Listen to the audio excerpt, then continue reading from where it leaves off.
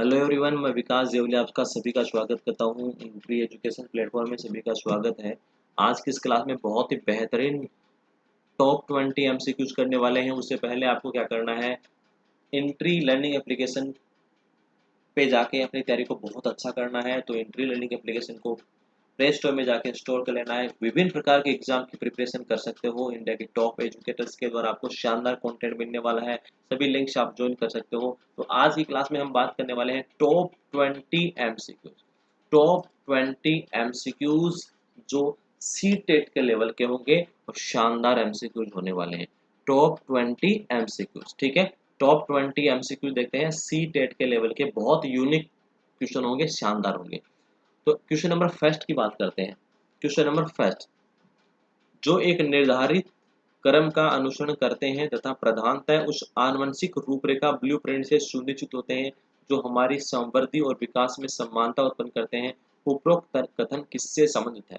इनकी डिटेल्स आपको थ्योरी नहीं बताऊंगा क्योंकि थ्योरी हम आगे क्लासेस में करूँगा। केवल इंपॉर्टेंट क्वेश्चन है, टॉप लेवल के क्वेश्चन है, इसलिए मैं आपको करवा रहा हूँ, ठीक है। इसलिए मैं आपको करवा रहा हूँ। इसकी थ्योरी नेक्स्ट क्लास में कभी पढ़ेंगे। क्लियर होगी बात? नेक्स्ट क्लास में थ्योरी पढ़ा दूंगा। तो इसका आंसर क्या होगा?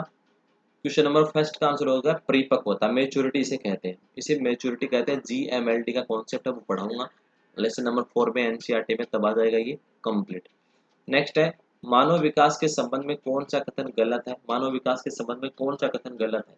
तो पहला है, विकास पूर्वानुमान होता है, विकास सामान्य विशिष्ट की ओर होता है, विकास रेखीय होता है, निरंतर चलने वाली प्रक्रिया। तो विकास रेखीय नहीं होता है, स्पाइरल होता है, वर्तानुकार होता है। ये कथन गलत है। क्वेश्चन नंबर 3, थर्स्टन द्वारा प्रतिपादित बुद्धि के सिद्धांत में बुद्धि के कई तत्व या कारक बताए गए हैं जिससे विशेष संकेत अक्षर द्वारा दिखलाया गया है। निम्नलिखित में से कौन सा संकेत अक्षर को उन कारकों में शामिल नहीं किया गया है? उन कारकों में शामिल नहीं किया गया है। क्वेश्चन नंबर 3, तो आपका बता देता हूँ, N for numerical reasoning memory और के को शामिल नहीं किया गया है। थ्रस्टन की जो 7 मानसिक योग्यताएं हैं, प्री मेंटल एक्टिविटीज है, PM है 7, उनमें के को शामिल नहीं किया गया है। क्वेश्चन नंबर 4, फिनोजेनेटिक क्रिया के बारे में सही है। फिनोजेनेटिक क्रिया क्या होती है? व्हाट इज फिनोजेनेटिक क्रिया? तो फिनोजेनेटिक क्रिया के बारे में, ये परिपक्वता के पर आधारित होती है। बच्चा जब परिपक्व होता है तो धीरे धीरे वो खिसकना, घुटनों के बल चलना बैठना सीखता है ना, गर्दन उठाना सीखता है, फिर घुटनों के बल बैठना चलना, है ना, खिसकना आदि एक्टिविटीज करता है। और ये कैसे होती है? जैसे जैसे बच्चा परिपक्व होता है तो परिपक्वता पे आधारित होती है फिनोजेनेटिक क्रिया। और इसको सबसे पहले गेसेन ने परिभाषित किया था। तो परिपक्वता आधारित है, बालक द्वारा खिसकना, घुटनों के बल चलना, उपरोक्त सभी हो जाएंगे D option. Question number 5, question number 5, पर्यावरण के साथ हमारे अनुकूलन को बढ़ाने हेतु हम कुछ विशिष्ट व्यवहारों को अधिगम के द्वारा अर्जित करते हैं। यह कथन किसके द्वारा दिया गया है? क्वेश्चन नंबर 5 अच्छा क्वेश्चन है ये। तो हाइडी केलर का आनुवंशिक तत्परता का सिद्धांत है, उनके द्वारा दिया गया। इन्होंने बताया था कुछ विशिष्ट व्यवहार हम पर्यावरण के द्वारा सीखते हैं, अधिगम के द्वारा। नेक्स्ट है क्वेश्चन नंबर 6, बहुत ही शानदार क्वेश्चन है। निम्नांकित चरणों पर विचार कीजिए। बहुत शानदार क्वेश्चन, निम्नांकित चरणों पर विचार कीजिए। क्वेश्चन नंबर 6 क्या बताया है? संगत लक्ष्यों रिवेलेंट गोल्स के विकास का प्रयास। संगत लक्ष्यों के विकास का प्रयास, सहायता के लिए दूसरों को मनाना, अपनी क्षमता के भीतर रहकर लक्ष्यों को विकसित करना, प्राप्ति योग्य लक्ष्यों की तरफ स्थानांतरित हो जाना, अप्राप्ति योग्य लक्ष्यों को त्याग देना।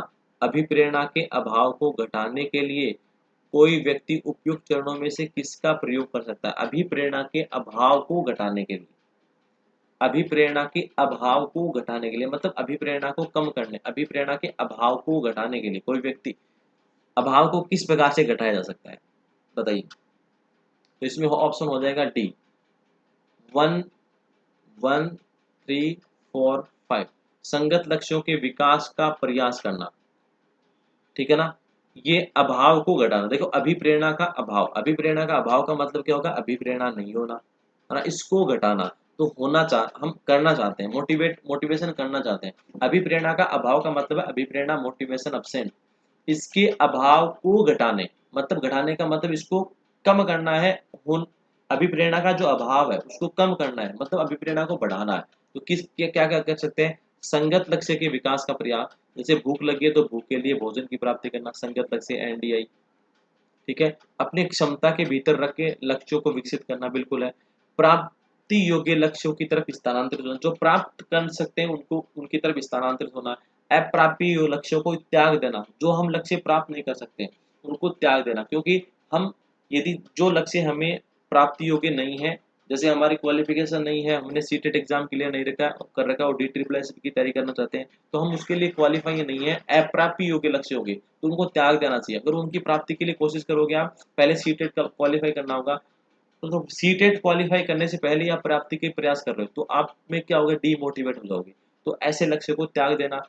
उसमें बी ऑप्शन है सहायता के लिए दूसरों को मनाना, सहायता के लिए कि मेरी सहायता करो, दूसरों को मनाओगे तो आप डीमोटिवेट होगे।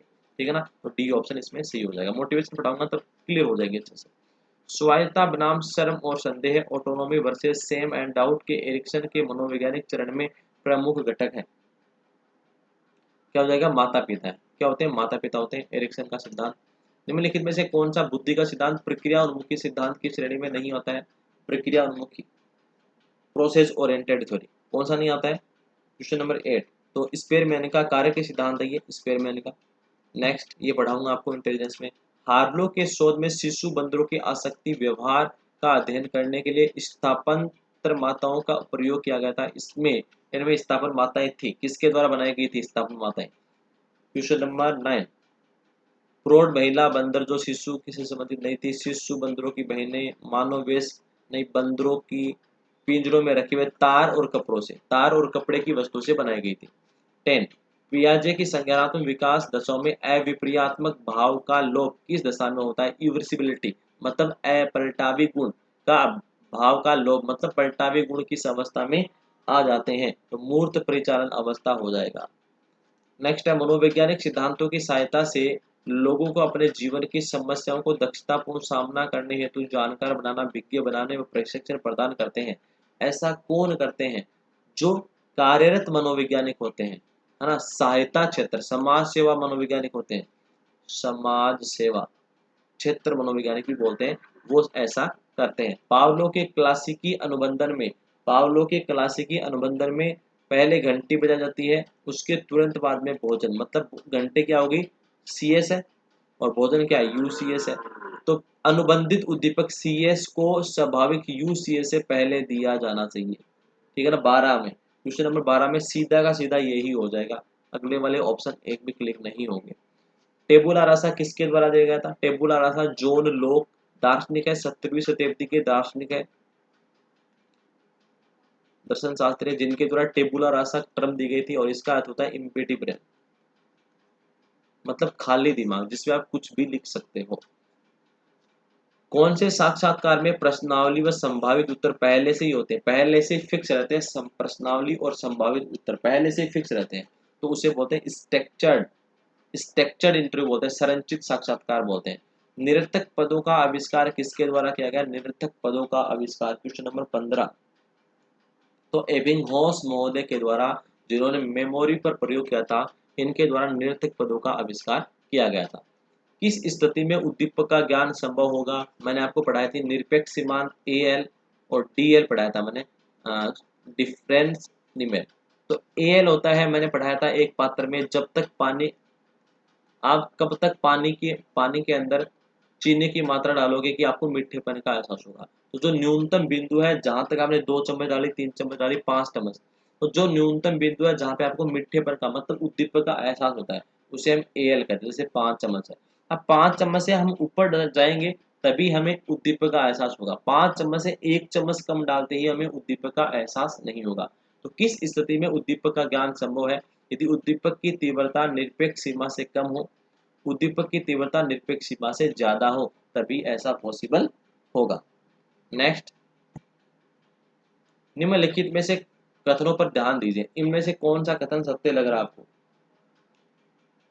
लेटरल हाइपोथैलेमस में क्षति होने से भोजन करने की मात्रा में वृद्धि हो जाती है। उच्चतर मानसिक प्रक्रियाओं के लिए मस्तिष्क कोर्टेक्स केंद्र होता है। मस्तिष्क के दोनों गोलार्धों में आपस में मुख्य रूप से कार्पस कैलोसोम के माध्यम से संचार स्थापित होता है। तो 2 और 3 दोनों सही है। ठीक है, लेटरल हाइपोथैलेमस में क्षति होने से भोजन करने की मात्रा में वृद्धि नहीं होती है, वेंट्रोमेडियल हाइपोथैलेमस से होती है। अवधान विस्तृति मापक यंत्र कौन सा होता है? टेक टेकीस्टोस्कोप होता है। अवधान विस्तृति मापी यंत्र को बोलते हैं टेकीस्टोस्कोप। अच्छा क्वेश्चन है, याद कर लेना। प्रसंग व घटनाओं के साथ कौन सी स्मृति जुड़ी हुई है? तो प्रासंगिक स्मृति, एपिसोडिक स्मृति, मेमोरी जुड़ी हुई है। नेक्स्ट,